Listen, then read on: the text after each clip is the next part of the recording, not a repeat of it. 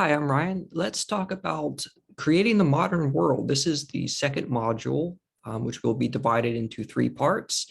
And today's part is called Inventing International Relations. Now, if you do a Google search for international relations and click on images, you see a bunch of images like this, a bunch of flags that are more or less equal. And this image cannot be farther from reality. Then again, it couldn't uh, represent reality any better. On the one hand, it says that all states are equal. They all have equal representation at the United Nations. On the other hand, states are far from equal. Some have varying degrees of power, and they will balance against the more powerful by forming alliances or investing in their military expenditures. There are so many things wrong with this picture, but then again, there are so many things right with it.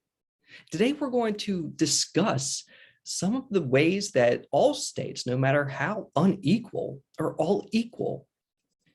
So again, as I mentioned, this is part one of three videos. Today, we're going to be looking at, we're going to go through a recap of the last three videos. We're going to then look at the elements of the Westphalian system. In the next video, we're going to look at challenges to the Westphalian system, and then we're going to go into an overview of the international relations theories that are made possible under anarchy. So first, let's go back and look at what we discussed in the last videos. We discussed the pre-state environment. We're talking medievalism, which is a period of high Hobbesian order. We're not quite to politics yet. Politics breaks order down. Politics is a disagreement. It's multiple truths struggling for prominence, a debate over who gets what, when, and how. Medievalism, the Hobbesian world, is ordered through a single truth. There is no debate over who gets what, when, and how. The Leviathan decides. The single truth is a world you've never seen before, a world where the Pope determines your fate. The single truth, the religious truth, has no room for politics. There can be no acceptance of multiple truths vying for legitimacy. The other, the non-believer, the humanist, the woman simply trying to assert her political rights, if she even has any rights, cannot be accepted. Accepting the other breaks order down. Accepting the other, however, means international politics. And international politics requires secularism and tolerance. But medievalism wasn't the end of history. It faced internal pressures, particularly from influential philosophers, playwrights, novelists, poets, painters, satirists, etc. The list goes on. During the Renaissance, the relationship between man and God was redefined. Erasmus, Martin Luther. Man did not need the Pope to have a relationship with God. He could simply find personal truth on his own. The church was no longer necessary to define human affairs. It seems pretty normal in the year 2022 when I'm making this video, but that was far from normal during the Renaissance. From the Renaissance comes humanism and liberal individuality. Humanism stresses the importance of all humans, their needs, their desires, and they have problems, and it stresses those problems, and we can solve those problems with scientific rationalism. God is simply not necessary, and if you are following from the last video, we killed God. The end of the wars of religion meant that God was dead, at least in terms of international relations. You can keep your religion, you can keep your relationship with God, but in the sphere of IR, in anarchy, God is dead. So we get to the end of the empire. War was necessary to solve the schism between the Catholic and the Protestant. The system was pushing for war, it was mandating it. And despite the best efforts of statesmen who were trying to prevent the fighting, war was inevitable. On the one hand, statesmen wanted to prevent war between two or more groups, but on the other hand, they were unwilling to give in to the other side. Single truth, no room for alternate truths. Neither side believed the other was legitimate. The resulting war was massive. Death was everywhere. About 1.5% of the global population died as a result of the wars of religion. It might not sound like much, but this was 40% of the population of the Holy Roman Empire. It's a lot.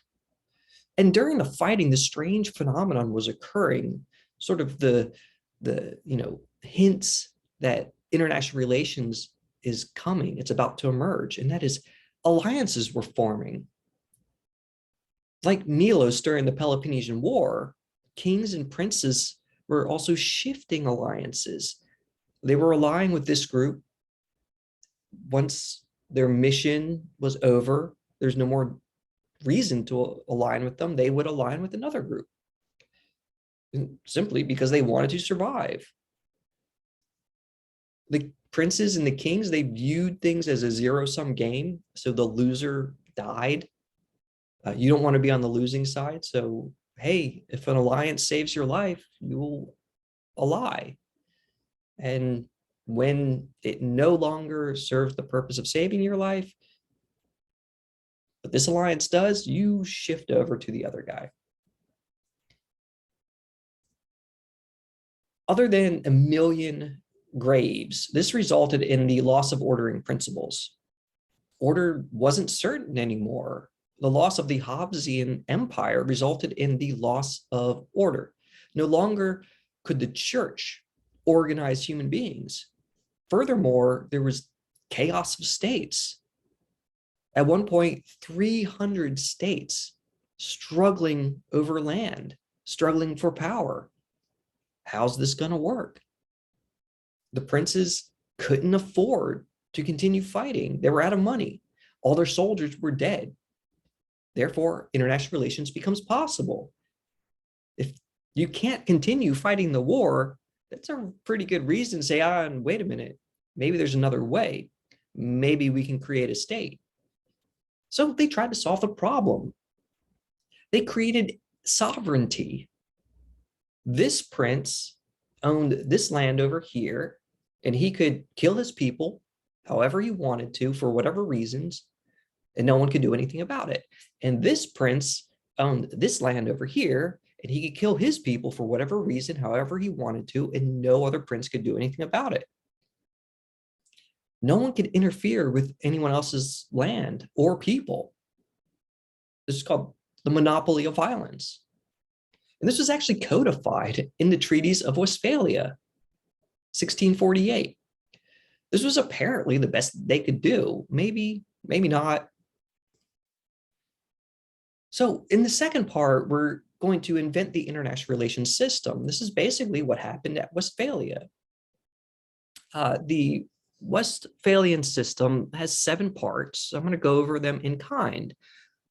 They are sovereignty, anarchy, national interest, security dilemmas, collective security, creating international law, and the balance of power. And these all come from Kegley and Raymond, Order in the New Millennium. So that brings us to the first. States are sovereign. There are no other sovereign actors. The state recognizes no higher authority, no divine justification.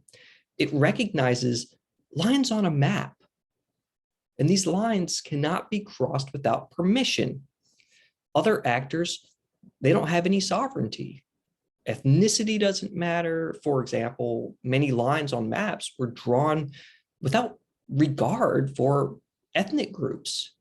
Sometimes we would split ethnic groups. This ethnic group was now split between two states.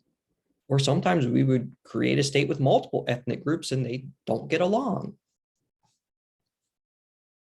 Corporations don't matter. No company can just wander into a country and do whatever it wants. Organizations don't matter. Hey, the United Nations is great, but ultimately, if we don't like what it does, we can just ignore it because it doesn't matter. The Somali pirates, they don't matter. You don't matter. The state can murder you if it wants. No other state can do that. If you are an American citizen in American territory, the United States can decide to just kill you for any reason that it wants to. Sure, we have laws in the United States that prevent them from murdering me for, I don't know, jaywalking, or maybe a more serious crime, like, cheating on my taxes. But they can if they want to, and no other country can do anything about it. Saudi Arabia executes men and women for homosexuality all the time. Saudi Arabia is almost universally condemned for executing people for homosexuality. But ultimately, no one can stop Saudi Arabia from killing its own people. So the other thing, the important thing about the dominance of the sovereign state, let's go back to this idea of the line on the map. This is Syria. So Syria went through a brutal civil war. The red area, or sort of pinkish, is territory that is currently controlled by Damascus, by Bashar al-Assad. It didn't used to be this way. Once the civil war started, he lost territory really fast. And then, to make matters worse, ISIS came in and started gobbling up territory. During this, there are tons of actors who would love to have just destroyed Syria. Israel, for example. Turkey would love to have some of Syria. Yeah, Jordan, maybe not. Iraq, maybe not. But no one did anything. Bashar al-Assad was able to survive the war because no one said this is no longer Syria. They respected their own borders, and therefore they respected Syria's borders. The dominance of the line on the map creates the dominance of the Syrian state. The second issue is the ordering principle. How are affairs internationally ordered? Well, only by anarchy. The only ordering mechanism is anarchy. The absence of a global Hobbesian force to deal with troublemakers. If Namibia, for example, starts beating up on South Africa, who's South Africa going to call to arrest Namibia? Now, international anarchy is not nihilism. It's not the absence of governments. It's the absence of a global government or a global police force. Furthermore, anarchy means that there is no consistent rule enforcement. In the United States, there are 50 states, not to be confused with the international states. There are 50 states that all make laws according to various constitutions, the United States Constitution and their own.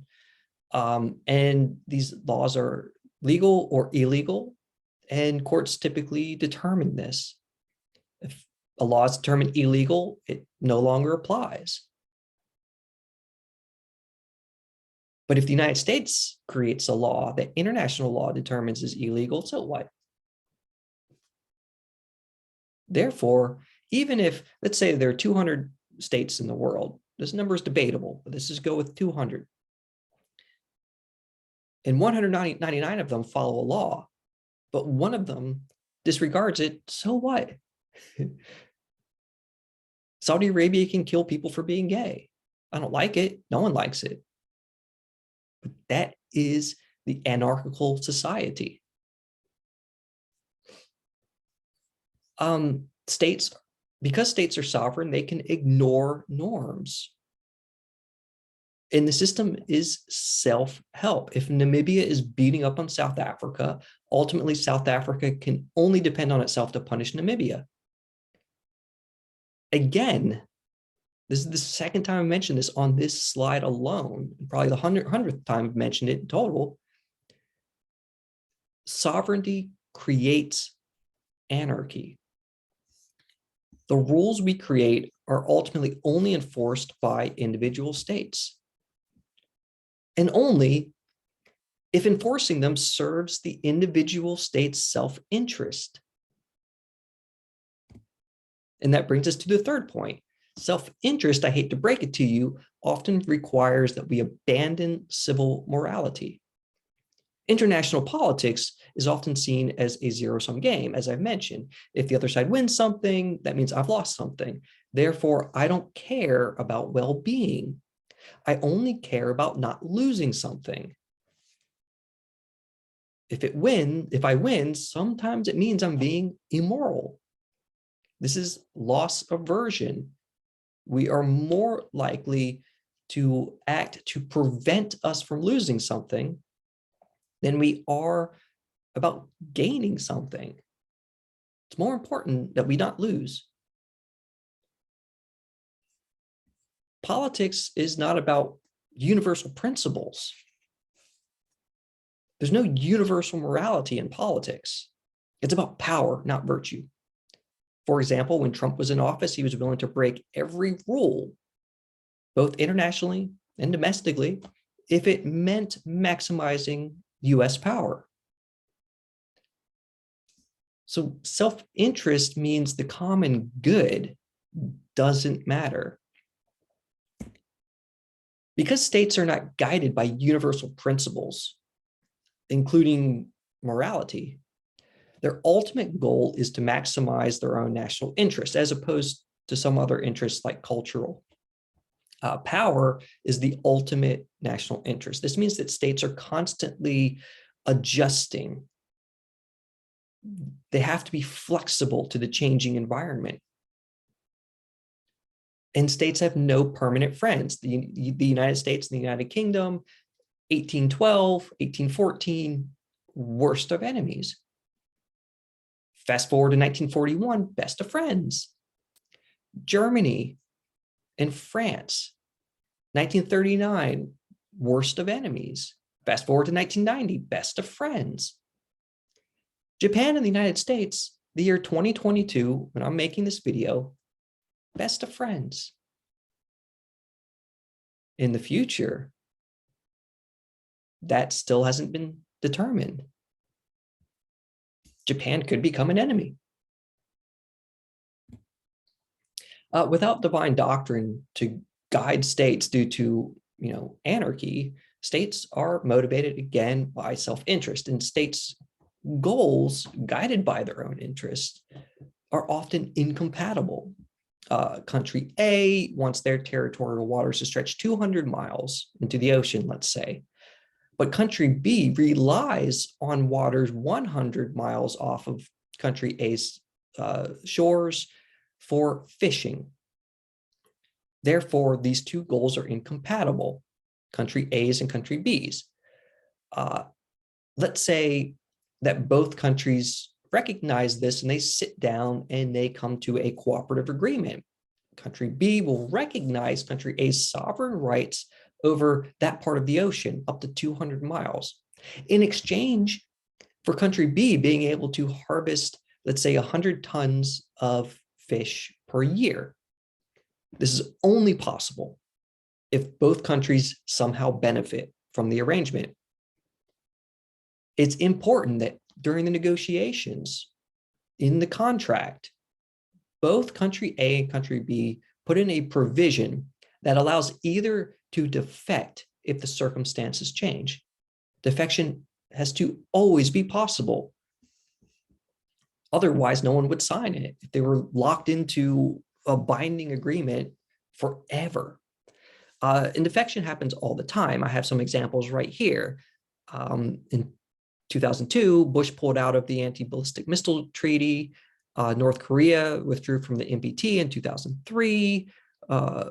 Russia invaded Crimea in 2014. They are, as of right this second, possibly invading Ukraine again.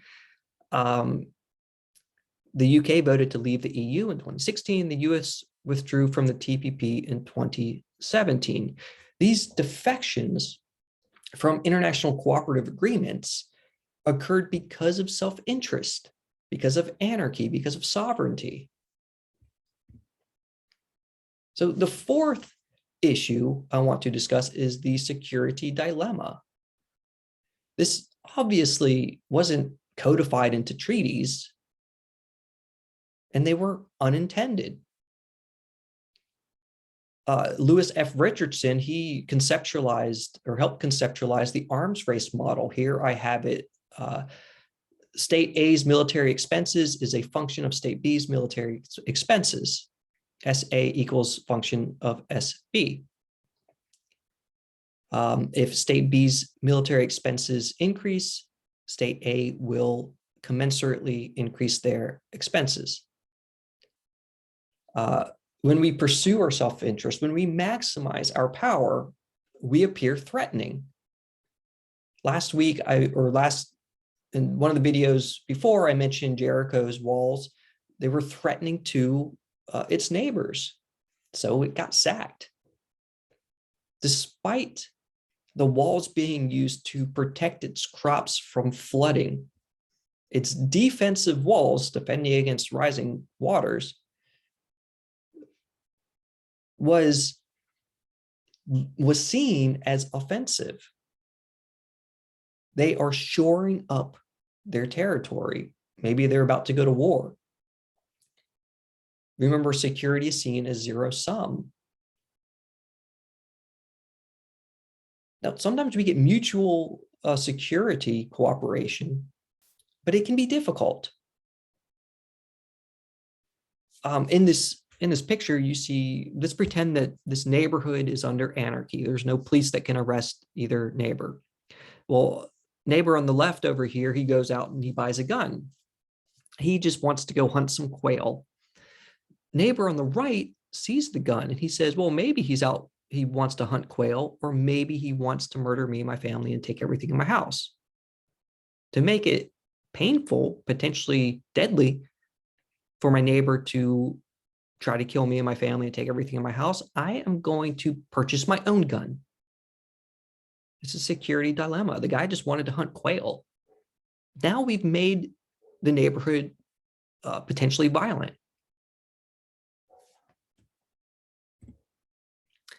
Here we have a map. It's difficult to see, but there are 3 dots, 3 points, one in Poland, one in Moscow, and one in Iran. At one point, Iran was potentially building ballistic missile systems that could launch warheads against Europe. The United States wanted to put an ABM system, an anti-ballistic missile system, in Poland to protect Europe. Moscow said, now, wait a minute.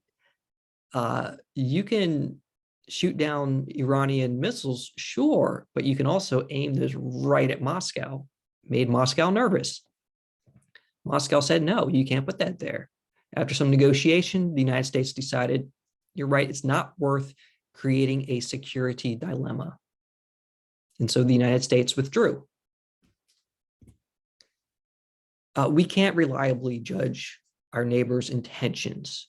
They may simply be increasing their defenses, or maybe they're increasing their defenses because they're also increasing their offensive, preparing to attack. We don't know which. And if we choose wrong, maybe we die. Therefore, we should only focus on their capabilities. Can they kill us? This results in mutual suspicion, unintended consequences, conflict spirals, crises, sometimes war.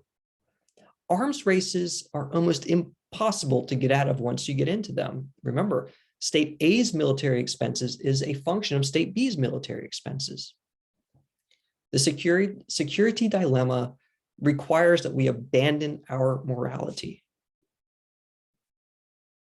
If you want to avoid a security dilemma, you have to attack first. That's what Negan did in The Walking Dead.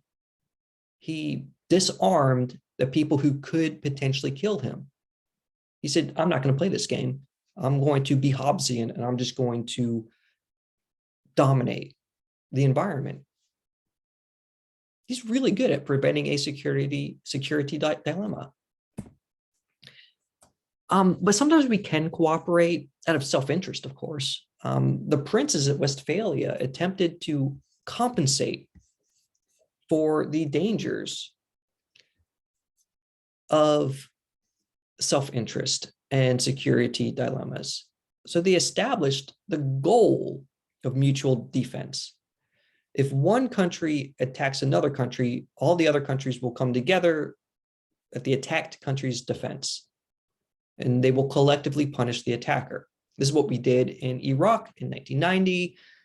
It took a long time to get to this. 1600s all the way up until the 20th century, talking the creation of NATO as a collective security organization. It's still weak. For example, Donald Trump, when he was in office, he was very skeptical of collective security organizations.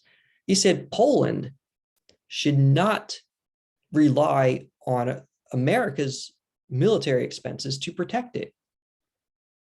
It should not rely on NATO. It should defend itself.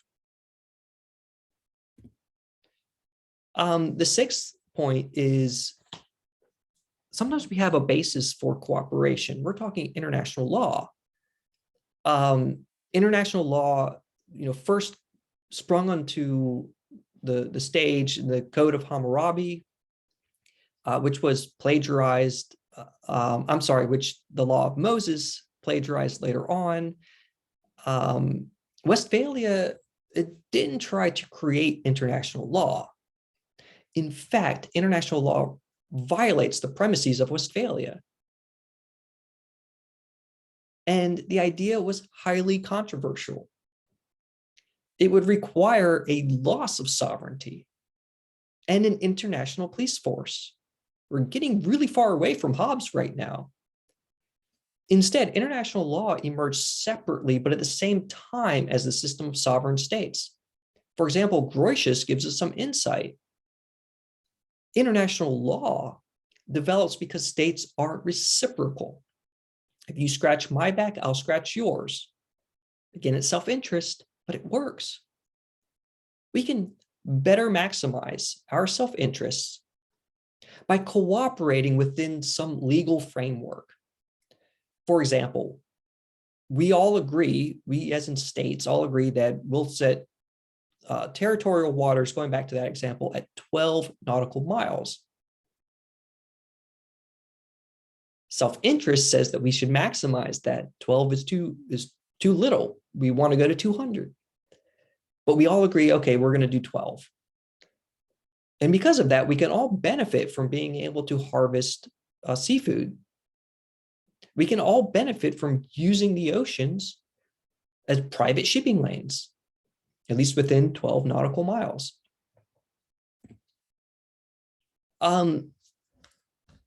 Reciprocity has some recent examples. The Joint Comprehensive Plan of Action 2015, under Trump, the United States withdrew, but we are presently renegotiating our entry into that.